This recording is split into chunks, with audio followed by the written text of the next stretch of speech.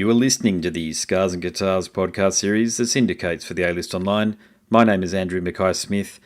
The interview subject that I have lined up for you is the inspirational Anthony Sandry. Now, the reason for the conversation with Anthony is to promote his brand new EP. It's out now. It's called With You. So here he is, Anthony Sandry. Hello. Hello, brother. How are you? Good, mate. How are you, Andrew? Good, mate. Yeah, sorry the last interview went over a little bit, but you get talking and then you look at the time and you think, shit, I've got to go. Yeah, good, man. Oh, Yeah, good. it's good to talk to you, mate. I appreciate Lee organising these things so as I can talk to so many wonderful artists from around Australia. I've actually got, I think, 6 interviews lined up tonight, so you're the second in the block of 6, actually. Just, Amazing. I think you're a family man too, reading your bio, so I've got kids, so I've got to pick the nights that I do it. Amazing. Yeah. Yeah. No, it's all good though. Yeah, I'm pretty cool, man. Pretty freed up. The kids are. I've just seen them before. We spent the few hours together on the beach, which was nice. So. Awesome. Yeah. Whereabouts are you? Are you in Perth, mate, or whereabouts are you? No, I'm in Melbourne. Oh, Melbourne. Okay, gotcha. God, is it cold down there on the beach? It was all right today. We've had a couple of days of around 19, 20 degrees, which is nice for this time of the year. But yeah, it's starting to get a bit cool. Yeah, well, I mean, I'm Northern Gold Coast, mate. It never goes below. We sleep outside with a tent that still has a bloody mosquito net on it. We only went down to 17 degrees last night or something like that at like 3, 4 a.m., which is about as cold as it'll ever get. But for us, mate, that's the deep, dark heart of winter. Yeah, I know. My dad's in the Sunshine Coast, mate. I just want to get back up there to see him because it's beautiful up there. Yeah, we used to live in Maroochydore actually, so we still got the place up there. So we spent a lot of time on the Sunshine Coast. Actually, that's actually where we go to the beach at Maroochydore Beach, and it's probably my favourite place anywhere in the world. And I've travelled a lot, so I'm not just being parochial there. I love Maroochydore Beach. It's just got a special vibe, you know. Yeah, it has, isn't it? It's bloody special. You know. But mate, look, let's talk about your music. So I do like it, by the way. So that's the first thing I'm going to tell you. Thank you. I like the EP Visions, and the reason why I like it, there's 2 words that came to mind. I try to encapsulate things for the people that listen to my podcast in a couple of words, because in case they don't want to investigate the music or what have you, what I find about your music is it's raw and it's very honest.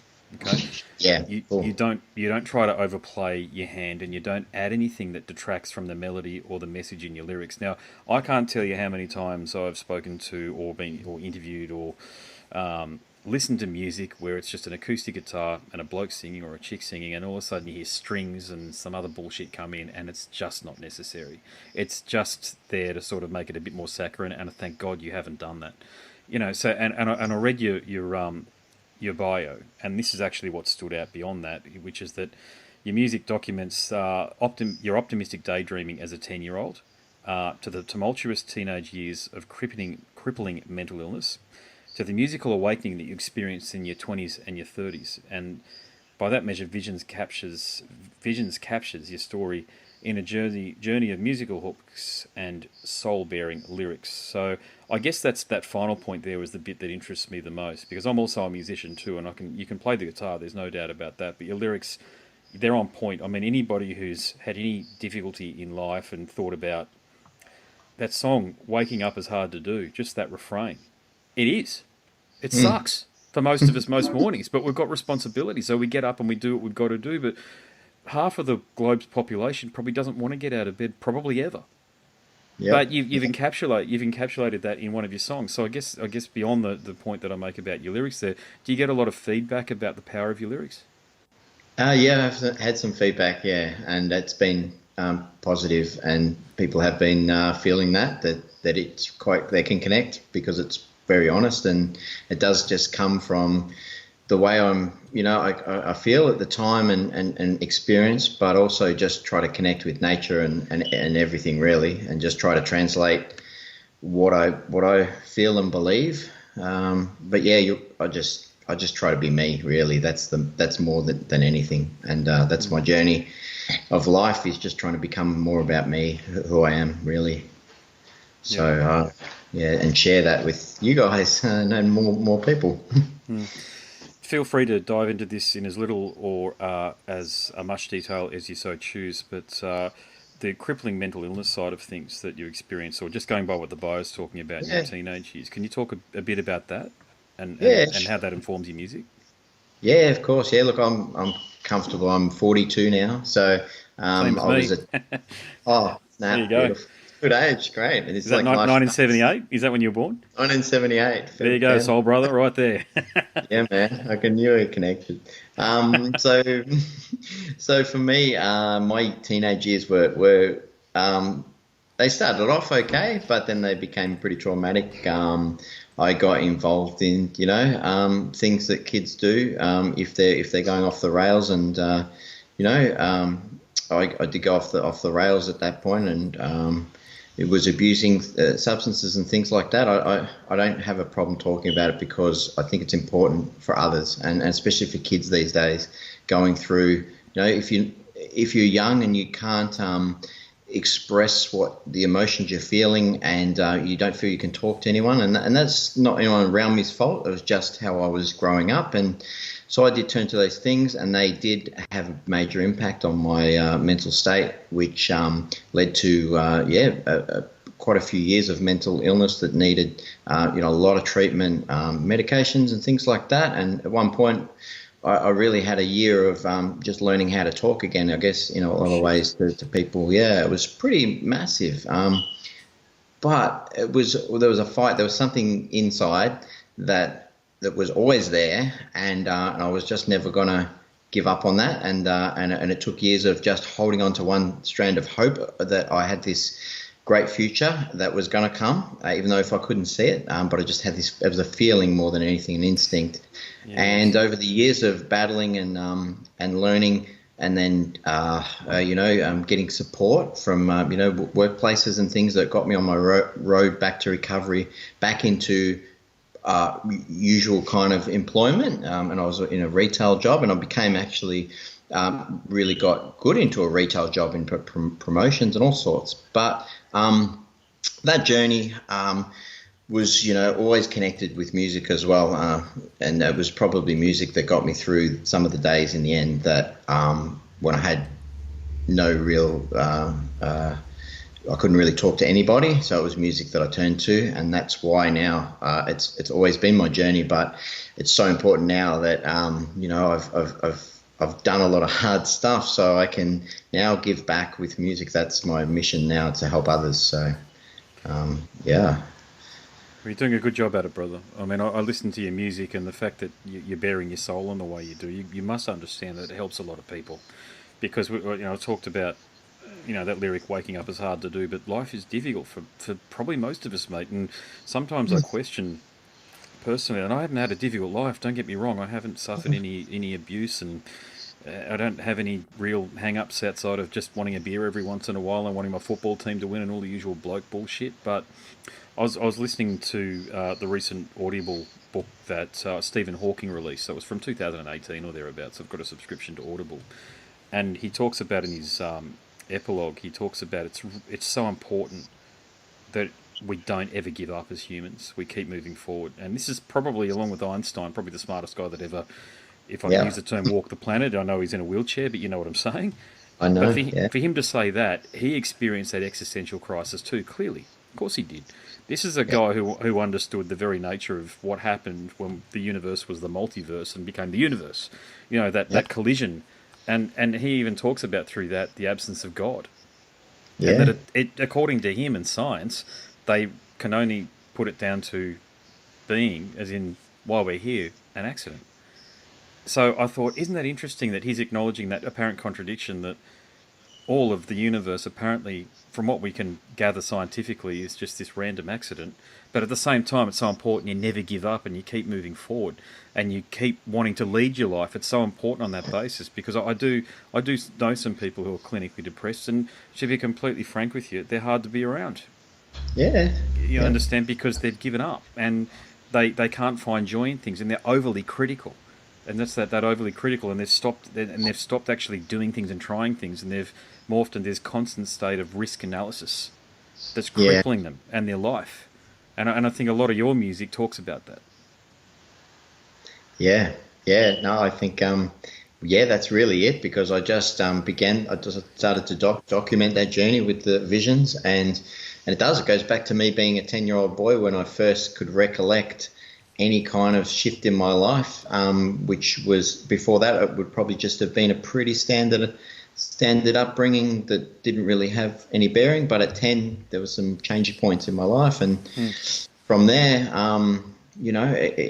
it was, well, like what you said in my bio. But it's so important now. Like for me, it's like I know I have a lot to offer in the way of my own experiences, that I really believe that it can help others, because we're all connected. We're all virtually one anyway, as one of the same. But it's about just the way we express our own point of views and communicate and listen to each other that helps us all to reconnect with ourselves. And I'm quite open. I've become very open with my soul and self, that I don't have a fear, or I don't have a fear of vulnerability, and I allow myself to just be in for the greater good, and it helps me because it allows me to be me, and at the same time, and I know for a fact that there's just a certainty that I'm here, literally still alive, for the fact that I have a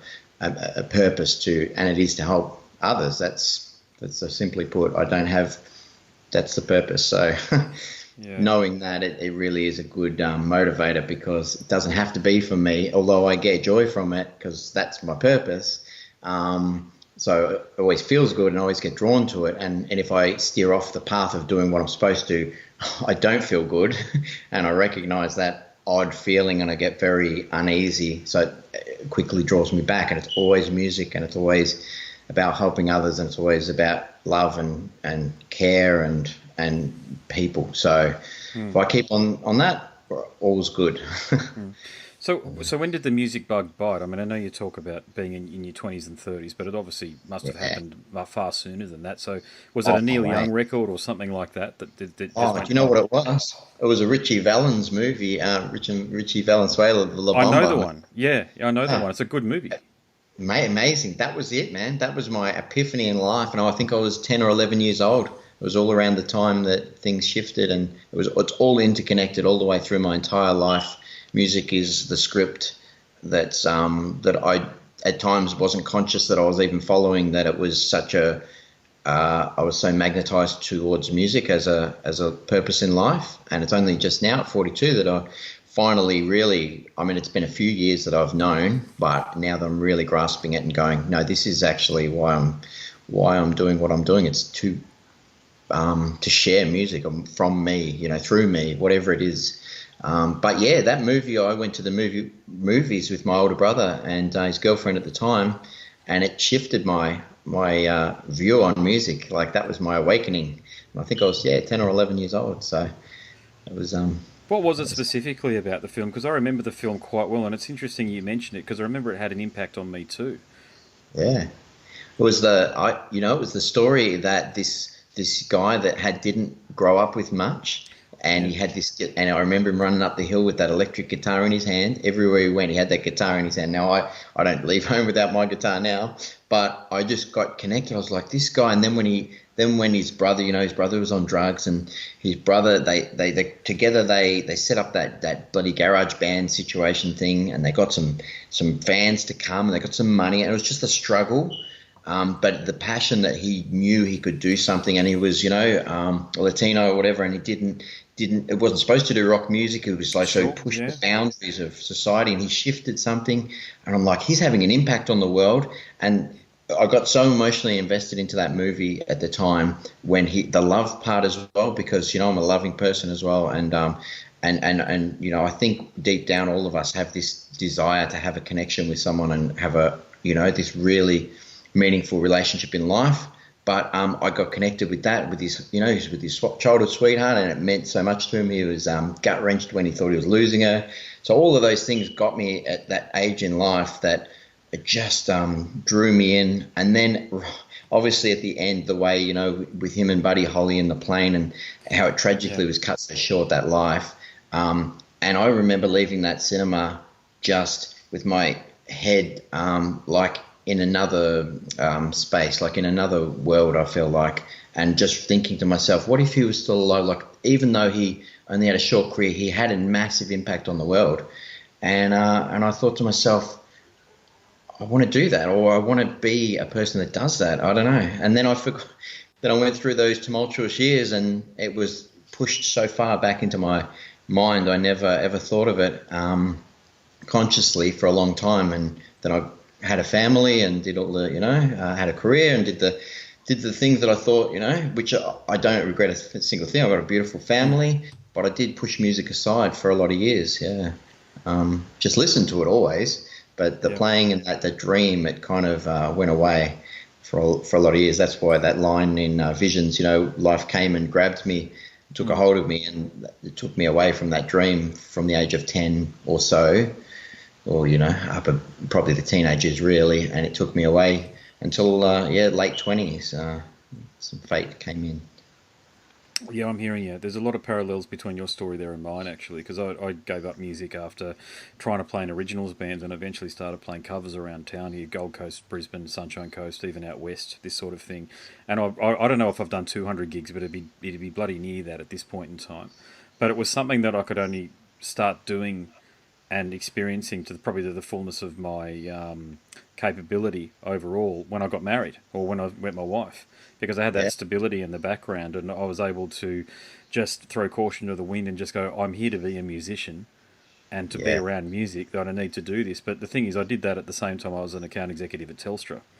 So I was working ridiculous hours, doing ridiculous things, like just the amount of hours that I was doing. I actually I didn't get ulcerative colitis, the digestive condition, because of it.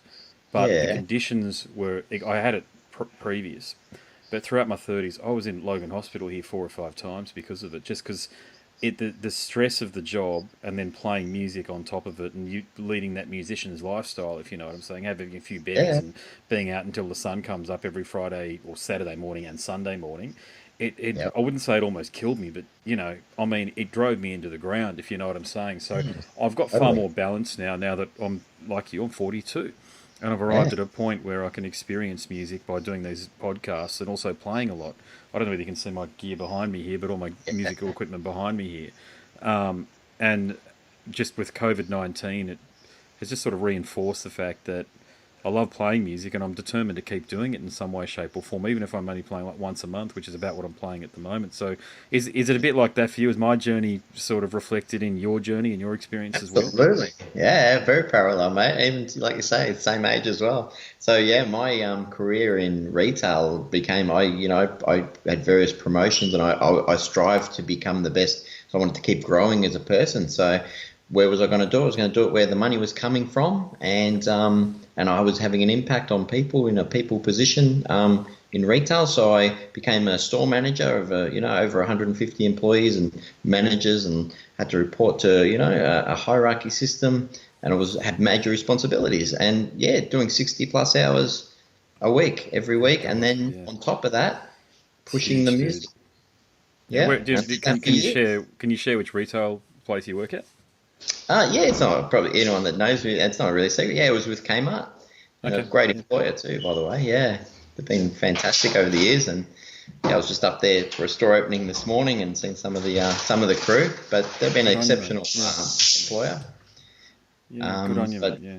Yeah, it was a tough. That's when you're that pressure cooker. Yeah, you're burning it at this end and you're burning it at that end, and sometimes it takes that, like a diamond's formed in when coal's under pressure. It's like that. I think that's how sometimes it has to be. Yeah, I just found I play bass and guitar, and I found, like, for example, I'd do a one weekend I'd have a block of bass gigs, so playing in the rock band, and the next weekend I'd be doing the duo work, the famous duo work that no doubt you've done a ton of. You probably do solo work, but I don't sing that well, so I need a singer to come along with me to fill it out. And I just found that I'd be in the middle of a song and I'd be like, I'd almost have that moment where, like, am I playing bass or guitar, and what song am I playing? Just on top of all the Telstra stuff that was going in and out. But what I ended up doing was quitting Telstra and going back to uni. I'm at Bond Uni. I'm in my final semester, and I'm a journalism student. So that's another reason why I'm doing all of this stuff. Is because I enjoy my journalism pursuit so much. So I'll be working, hopefully, fingers crossed, for News Limited fairly soon. But I mean, I've had that midlife. Or, I don't know, we get midlife, I don't know, something like that. One-third life, I don't know, whatever it is. I want to go to 120. That's my goal. But it's similar. I find that one of the things that I have to do is music, and I have to do it in some way, shape, or form. Whether it's this or performing too, I actually have to do both actually, and I'm sure you're probably very similar. And I think you've captured that essence on this release here. So with the COVID-19 thing going on, obviously you can't play gigs. So have you got some good ways of promoting your music in the absence of live music? Yeah, that's been the focus actually. It's actually been pretty good. So I've used that time in networking. So I'm also in a duo as well, and together we've been working on networking, getting our starting to work, online with some bigger artists, which has been great, and some other producers, which is amazing. And we've been doing some recording and sending them the tracks, and so we've got a lot cooking, and we've been able to do a bit of filming stuff. So, following all the right social distancing. So there's going to be some visual things come out too. So little bit of TV work and some other promotions just about to land. So I've been busy under the surface, even though not doing physical gigs, and a couple of live streams. So we're going to start doing some live stream videos as well, like Facebook stuff. A lot of people are doing it, but it'll be good to just you got to do it. Yeah, you got to do it and spread the word. Yeah, I'd really the issue with this period of our lives is that a lot of these great releases like yours might go unnoticed, and I don't like the idea of that for obvious reasons, because I think people need to hear the work that you've got out there, and so many of the artists that I interview are from the world of punk and heavy metal. But the thing is, they're musicians. And the people that listen to my podcast, a lot of them are musicians and love music. They don't care about the genre for the most part. They just want to hear great music. And that's how they connect. And that's the great thing about, from the work that you're doing there, you're allowing people to connect with you. Yeah. Oh, beautiful. Yeah, well, that's actually really what it is too. So that connection is actually important for me in life. So, and I find I get it through music. I get it through writing the lyrics. So the process of writing lyrics is actually become a necessary way for me to be able to allow my emotions to come out. Words don't cut it anymore. I was building up a lot of emotions over a lot of years, and it got to the breaking point where I had to just, now that has to flow out. If I'm feeling something, I have to let it out. A lot of the time I can talk quite openly about my emotions, but then there's some things that words don't capture. So it has to be done, and music can touch and deliver a message that words alone just can't do. So there's no other way for me to live now than, if I'm feeling something particular, I have to write a song. Usually I have to write a song. So I have I don't know, you could say maybe 1,000 albums inside me. I won't release 1,000 albums in a lifetime, but I could. You've got to tap into it, yeah. Oh, yeah. Yeah. Look, I'd better wrap things up because I've got to go to the next interview. But before I let you go, can you tell people listening where they can find your music? Absolutely. So I'm on Facebook as my name, which is Anthony, and Sandry, Sandry. So if you look up Anthony Sandry on the Facebook page, same again on YouTube, Twitter, Instagram. It's a unique name, so I didn't have to put any underscores or anything. So it's pretty straightforward. You'll find me on any of the platforms. Spotify, once again, same name. And so it's pretty straightforward for me.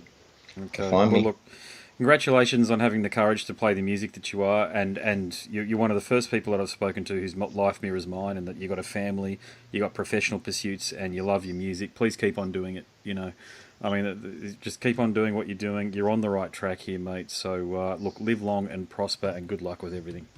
Amazing, Andrew. Thank you so much, mate. It was a pleasure talking to you. You're a beautiful human being, I'm going to say. Thank you, brother. No, I appreciate it. It means a lot, someone saying that. Yeah. I appreciate it. It's not lost on me. Thank you so much, man. Thanks, man. Take care. Thanks, brother. Okay, catch you. Bye. Bye. You've been listening to the Scars and Guitars podcast series that syndicates for the A-List Online. My name's Andrew Mackay-Smith, and that interview subject was Anthony Sandry. Thanks so much for listening.